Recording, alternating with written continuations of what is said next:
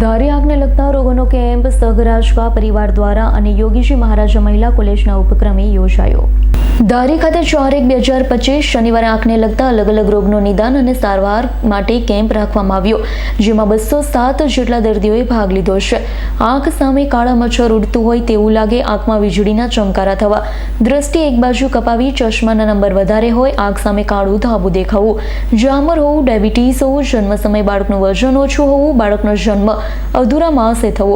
Ahmedabad civil hospital આંખના પડદા વિભાગના સ્પેશિયાલિસ્ટ હેડ ડોક્ટર સ્વાતિબેન રવાણી, વિપુલ પ્રજાપતિ, ધારી ડોક્ટર વાઘેલા સાહેબ સહિતનો સ્ટાફ દર્દીઓને તપાસી સારવાર કરી છે।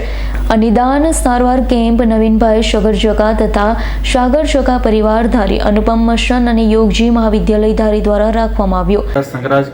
संगराजका परिवार धारी तथा अनुपम मिशन संचालित योगीजी महाराज महाविद्यालय धारीना उपक्रमे आज 31मो महानेत्र संपन्न थयो, जेमा सिविल हॉस्पिटल अमदावादना डॉक्टरोए सेवा आपी।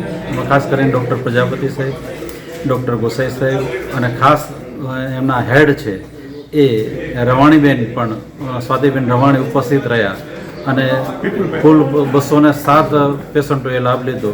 તેમાં જે કંઈક છારી નીકળવા માટેના જે અહીંયા સારવાર આપવામાં આવી અને જે બાકીના ડૉક્ટરોને જે 20 થી 25 હજારની ટ્રીટમેન્ટ થાય એવું એક ઇન્જેક્શન એ અમદાવાદ સારવાર માટે આપવાની સૂચના આપવામાં આવી અને ત્યાં બધા દર્દીઓ લાભ લેશે એવું જણાવવામાં આવ્યું છે। સંજીવાડાનો રિપોર્ટ, S9 ન્યૂઝ ધારી। અમારી તમામ માહિતીથી અપડેટ રહેવા માટે જોડાયેલા રહો S9 ન્યૂઝ સાથે।